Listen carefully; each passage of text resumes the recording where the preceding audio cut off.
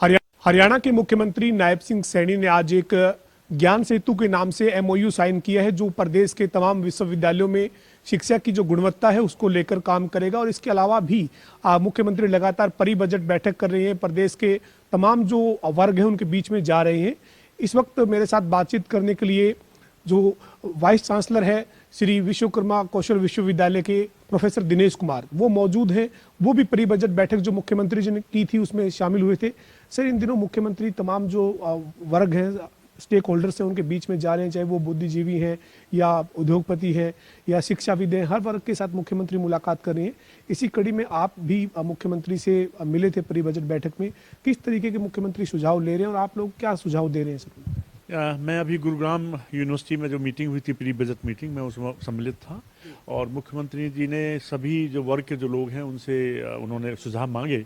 तो मैं क्योंकि स्किल यूनिवर्सिटी हेड करता हूं एज ए वाइस चांसलर, तो हमने जो हरियाणा में जो स्किल की जो ज़रूरत है उसके ऊपर बजट में सुझाव दिए, बहुत महत्वपूर्ण सुझाव दिए।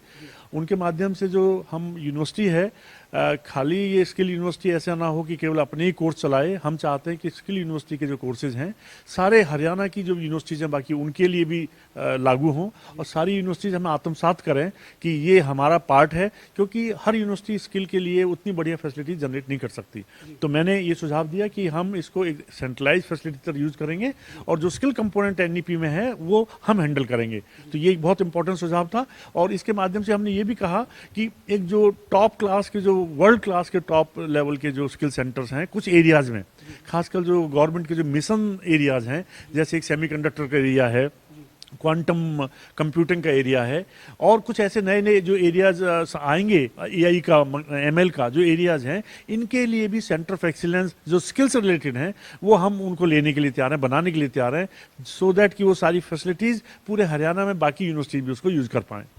सर, पिछले काफ़ी समय से जो स्किल्स को लेकर है वो सरकार भी जो वो गंभीर है और काम कर रही है। आपका जो विश्वविद्यालय उसमें किस तरीके से आप इसको लेकर आगे बढ़ रहे हैं और आपको क्या लगता है कि इसके ऊपर और ज़्यादा बेहतर आगामी जो 2026-27 का बजट जब आएगा तो सरकार इसमें क्या किस तरह के प्रावधान कर सकती है? देखिए, हमारा जो मॉडल है यूनिवर्सिटी का बिल्कुल अलग है। आप जानते होंगे जर्मनी में जब बच्चा पढ़ता है तो आधे टाइम यूनिवर्सिटी में पढ़ता है और आधे टाइम वो इंडस्ट्री में प्रैक्टिस और ट्रेनिंग करता है। तो हम भी उसी मॉडल के ऊपर सारे कोर्सेज जो स्किल के प्रोग्राम चलते हैं, खासकर हमारे बीवॉक प्रोग्राम है, से ऐलान किया कि बच्चा 6 मंथ्स हमारे यूनिवर्सिटी में पढ़े और 6 मंथ फिर इंडस्ट्री में काम भी करे और सीखे। तो तुरंत जब पढ़ते पढ़ते काम भी सीखेगा, करेगा, तो इंडस्ट्री को वो बिल्कुल उस लायक बन जाएगा प्रोडक्ट जो उसको वाकई में जरूरत है। और इसलिए हमने सरकार से निवेदन ये किया है, क्योंकि इंडस्ट्री में जब काम करेगा बच्चा तो उसको कुछ ना कुछ पैसा मिलना चाहिए, स्कॉलरशिप मिलना चाहिए। काफ़ी सारी इंडस्ट्री के साथ में तो हमने ऐसा एमओयू साइन किया है कि बच्चों को वो पैसा देते हैं, पर कई बार कुछ ऐसी इंडस्ट्रीज हैं जो पैसा नहीं दे पाती। तो हमारा सरकार से आग्रह है कि कहीं ना कहीं ऐसा प्रावधान हो, बच्चों को स्किल सिखाते टाइम उनको कुछ फेलोशिप, कुछ अनुदान मिलता रहे बच्चों को। ये हमारी इंपॉर्टेंट वो थी उसमें। ये स्टार्टअप को लेकर जो है वो सरकार जो है वो काम कर रही है। स्टार्टअप को लेकर आप कैसे देखते हैं कि किस तरीके से जो स्टार्टअप के लिए काम और बेहतर किया जा सकता है? माननीय मुख्यमंत्री जी का मानना था कि खाली सरकार जॉब दे देकर पूरे हरियाणा को कंप्लीट इस तरह से नहीं कर सकती। तो उन्होंने जो बहुत अच्छा आइडिया था कि जो खासकर जो दिल्ली के आसपास और गुरुग्राम के आसपास के जो यूनिवर्सिटीज़ हैं, एरिया है, वहाँ के जो स्टूडेंट्स हैं ऐसा स्टार्टअप खड़ा करें कि उसकी जो ज़रूरतें हैं एनसीआर रीजन की, उन ज़रूरतों को भी यदि पूरा कर दें। उनके कई आइडिया थे, जैसे एग्रीकल्चर प्रोडक्ट हैं, डायरी प्रोडक्ट हैं या और दूसरी रिक्वायरमेंट हैं, यदि हरियाणा उसमें पार्टिसिपेट करे और ऐसे स्टार्टअप के माध्यम से चाहे वो 2 यंग बच्चे इकट्ठा करके कोई पार्टिसिपेट करें या फिर एक बड़ी टीम बनाएं, तो उसमें उनको रोजगार लेने के लिए 20-25 हज़ार रुपये महीने की नौकरी के लिए नहीं जाना पड़ेगा, वो लाखों में ऑलरेडी कमाना शुरू करेंगे। तो उनका मानना था कि खुद हमारे हरियाणा के बच्चे बिजनेसमैन बने, एंटरप्रेन्योर बने, स्टार्टअप के हेड बने, इस तरह की उनकी सोच थी। आज सर एक महत्वपूर्ण एमओयू साइन हुआ है। इस एमओयू के माध्यम से एजुकेशन की क्वालिटी के ऊपर जो है वो काम करने की बात मुख्यमंत्री जी कर रहे थे। आप तमाम लोग इस कार्यक्रम में मौजूद थे। इस ज्ञान सेतु जो ये एमओयू है, इसके माध्यम से आपको क्या लगता है किस तरीके से यूनिवर्सिटीज़ में इसका फ़ायदा मिलेगा सर?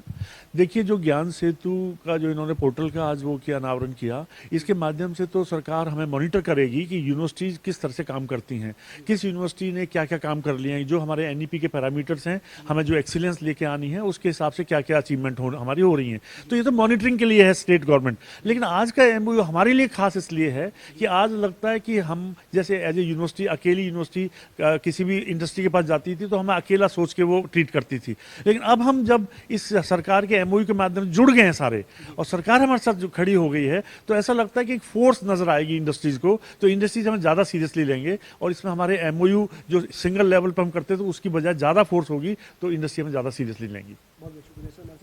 हमारे साथ श्री विश्वकर्मा विश्वविद्यालय के वीसी प्रोफेसर दिनेश कुमार जी थे, जिन्होंने तमाम मुद्दों पर बातचीत की है। खासतौर पर उनका ये कहना है कि मुख्यमंत्री लगातार जो प्री बजट बैठक करें उनमें आज जो उन्होंने भी सुझाव है वो दिए हैं कि एजुकेशन को लेकर, स्किल डेवलपमेंट को लेकर किस तरीके से और बेहतर जो है वो सरकार कदम उठा सकती है।